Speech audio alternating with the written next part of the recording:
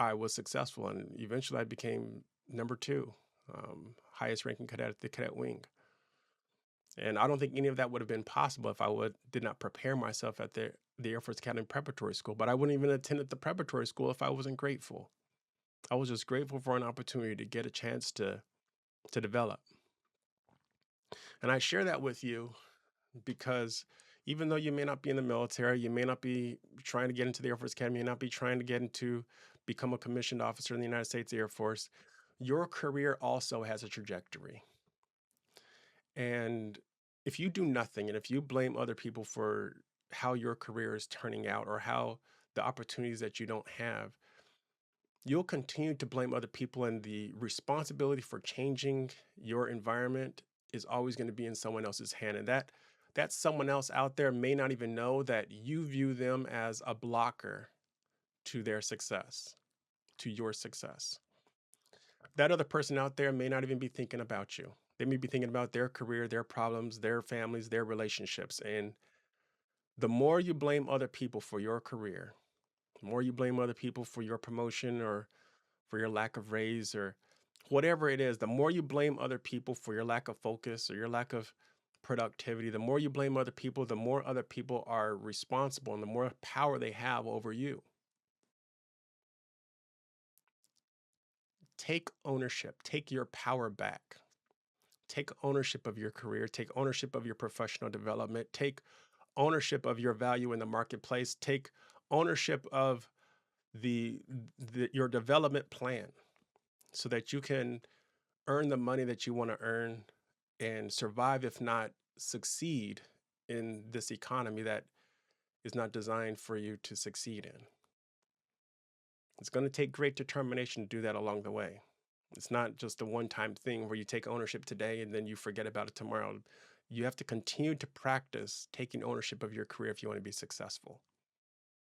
The next thing to do after you take ownership of your career, you take ownership of yourself. The next thing to do is to take ownership of your destiny. Many times we like to blame people for the way society is. We like to blame people for how they're acting, and we blame organizations, we blame administrations, we like to blame different officials. Many times we like to blame companies. Sometimes we like to blame celebrities. I believe council culture is something that is very prevalent, and sometimes rightfully so. Sometimes people do need to be deplatformed. Sometimes the effect that they're having on our communities is actually putting people in danger. But I know that it is easy to be so focused on our personal problems and our professional goals that a lot of times the problems in our society, we tend to blame other people for them in a way that prevents us from taking action. And when that happens, when we blame other people, we blame Democrats, or we blame Republicans, or we blame the left, or we blame the right. When that happens, we essentially give power to the people that we are blaming. Many times, if we're not careful, we'll assign responsibility to fixing the problem to the same people that we are saying broke it or created the problem. Um, let's say, for example, you're driving a car and someone crashes into your car, right? You're not going to tell the person that crashed into your car to go and fix it. You're going to want to take your car to a mechanic, to a licensed professional or someone who has a certification that can fix your car. In that same way, when we see something wrong in society, something wrong in one of our in our industries or something wrong in the economy, we can't we can't take the problem and expect someone who created the problem to come up with the solution. Each of us must think strategically. Each of us must think um, and take ownership of our own destiny, our own our own contributions to society, our own legacy. We must all think strategically about how we are going to individually work together to solve the problem and what our contribution is going to be. I believe that one of the things that is the most difficult for anyone, let alone just the rich and famous, but one of the things that is most difficult for us is to identify what our legacy is going to be, um, what our contribution to society is going to be, what our contribution to our community. That what one of the most difficult things for us to do is to figure out what that contribution is going to be. How are we going to lead to make an impact on society that will last for multiple generations? How are we going to do that? How are we going to make sure that future generations live better than we live? Are we going to have a positive or negative contribution to society? And if we're going to have a positive contribution to society, what is that contribution going to be, and how are we going to make that contribution? Uh, Anything that we do in our life, from a personal perspective or a professional perspective with our career, anything in our life is going to feel very unfulfilling if we do not understand what our contribution to society is going to be. Um, if you succeed personally and you reach all your personal goals, let's say you succeed in becoming happy, well, we're all social creatures. And it's very difficult to be happy when everyone in your family is not happy. It's very difficult for your family to enjoy a happy life if other people in your community are not also happy. It's as as members of the United States of America, it's very difficult for us to be truly happy if other people who live in the United States of America are not happy. And so even if we were to focus on our personal success and our personal happiness, and if even if we just think selfishly about our personal happiness, and we make sure that we create the conditions for us to be personally happy, we're never going to be personally happy if other people are not also happy. What type of person can be happy when everyone else around them is struggling? When we think about our careers, right? Our companies, how we want them to be more profitable, how we want to be more productive, why we want our industries to be stronger and our economy to be bigger. If we think and if we just pursue our careers, and if we make the economy the biggest economy in the world, we know that the only way our economy works is if other economies in the world are working well. This is a global system. There are some things that are in our phone that come from Africa. There's other components that come from Asia. There's other components that come from Europe. The devices that we have in our hand, and which is what you're probably using to watch me right now, that's a global product. And a global product requires the economies across the entire world to function well. And I believe that we're intelligent enough to create the types of economies that for men, women, and children of every ethnicity to experience prosperity. However, if we think only selfishly and if we only think about making the United States of America's economy well, if we only think about our particular industry, if we only think about our company, then we're not actually going to be happy because eventually it's all going to crumble. If we if our career is doing well and everyone else on our teams is struggling, then eventually our company is going to struggle because one or two people can't hold an entire company up as far as productivity and profitability. If we have one company that is doing well and everyone else in the industry is struggling, then the industry is not going to be strong. And if the industry is not going to be strong, eventually that company will cease to exist because there is no support, there is no competitive products, there's no innovation, there's no reason to innovate because they have a monopoly, and eventually another company will rise up and they will take that other company's market share. So healthy competition is a good thing. Um, which is why I say that we can't just focus on our personal goals. We can't just focus on our professional goals. We also must consider our contribution to society and taking ownership of our contribution to society. It's much bigger than an individual person's self interest. It's much bigger than just building one company, one industry, and one economy. Our contribution to society must be much bigger than what we are told to think it is. We must think bigger. So I want you to take this moment, and maybe you're not ready to decide right now, but take this moment to begin thinking about what your contribution to society is going to be. Is it going to be positive? Are you going to make people's lives better? Or is it going to be negative? Are you going to make generations of people's lives more difficult? It all starts. It all starts here. It starts now. There's no moment like the present. If you choose to make people's lives better, if you choose to make a positive impact on society,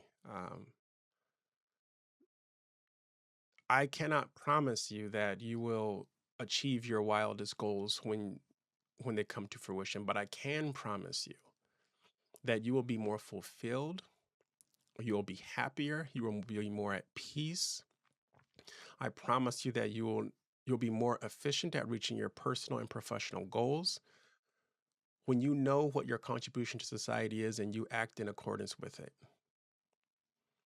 The pain that you experience won't be as painful. The boring days will not be as boring.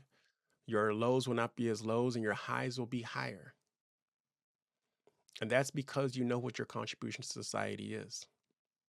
Unfortunately, there are so many people that I've met that they can live their whole life. They can make millions and billions and trillions of dollars, and they have no idea what their contribution to society is. And at the end of their life, when they realize that indeed they cannot live forever and they can't take everything that they have with them, and they think about the children that they allowed to grow up without them. They think about who's going to take all this money, who's going to spend all the money that they have acquired over the course of their life, who's going to use all these assets. Many times that bank account or those shares in the company or that the items that they have acquired, many times those things are their legacy. And how unfulfilling is that?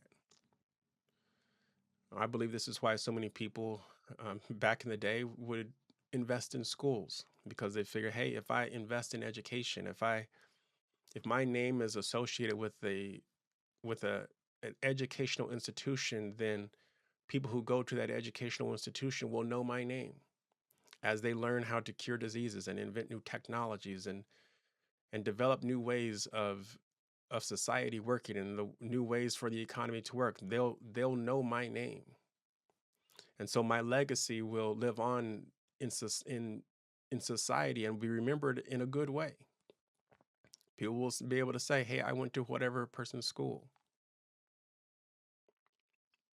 I believe that we live in a society where there's there's there's so much confusion. There's so much insecurity that there are people out there with a lot of money. And there's people out there with little money, and they don't realize that the people who are wealthy and the people who are not wealthy are all responsible for creating some legacy, some destiny, some working together to create some impact in society that is going to make other people's lives better.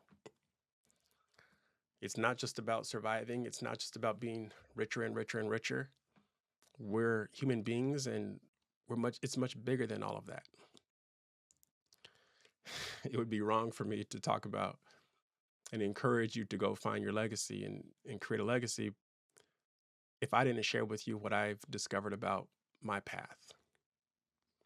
I believe that my purpose on this earth and my legacy that I want to leave is a legacy of freedom, which is why I believe in changing the economy so that men, women, and children of every ethnicity can experience prosperity and live in harmony. Because I believe that in prosperity and living in harmony, a community where you can you can raise your children and you can enjoy time that you spend with your loved ones. I believe that that is the epitome of freedom.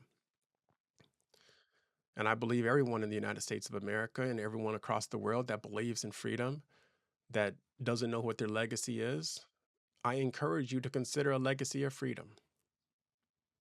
I encourage you to work and sacrifice and if necessary fight so that other generations will have freedom. Freedom of speech, freedom to get high quality health care, freedom to love who they want to love, marry who they want to marry, freedom to raise their children, freedom to retire early. I believe that my destiny, my legacy that I want to leave is a legacy of freedom.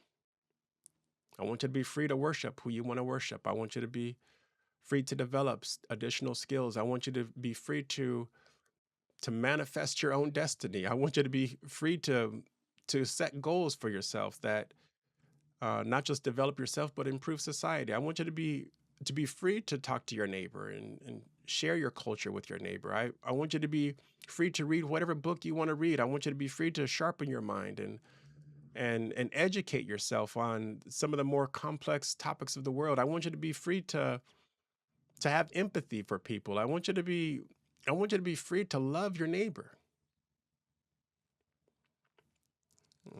I know it's not going to be easy. Anytime you talk about love and anytime you talk about freedom, there's always some work that needs to get done. Um, Creating a movement to change the economy. I know we're going to have to win every election, every state. We're going to have to identify great candidates to run for state and local and federal office. We're going to have to get very good at fundraising and campaign management and marketing and sales. I understand all that. But I believe the legacy, the freedom is worth it. I believe it's worth it. It's worth all the work. Um, I believe it's worth all the sacrifice. It's worth all the danger. I believe it's all worth it. So today, um, I just want to encourage you. I want to let you know that whatever you're going through, whatever you're experiencing, whatever um, challenges that you're facing today, um, your your challenges are only temporary. The things that you are learning from the challenges you're facing and the problems that you're solving today are all going to build your determination. And if you don't have great determination now, well, continue working on it until it develops into great determination. Because if you get to great determination, if you're able to use great determination in your life and you can be 1% better, then eventually your entire life will be changed. Your whole life will be transformed. The trajectory of your life will be much bigger and much greater than anyone else expects. And if you take that great determination and you use it to take ownership of yourself and of your career and of your destiny, the feeling of joy that you will experience is going to be second to none. The fulfillment that you're going to experience, the satisfaction, the sense of purpose, the confidence, the self-assuredness, the love that you're going to experience. They're going to want to write books about your experience. And no words that is written in any book will be able to fully describe the richness of your life.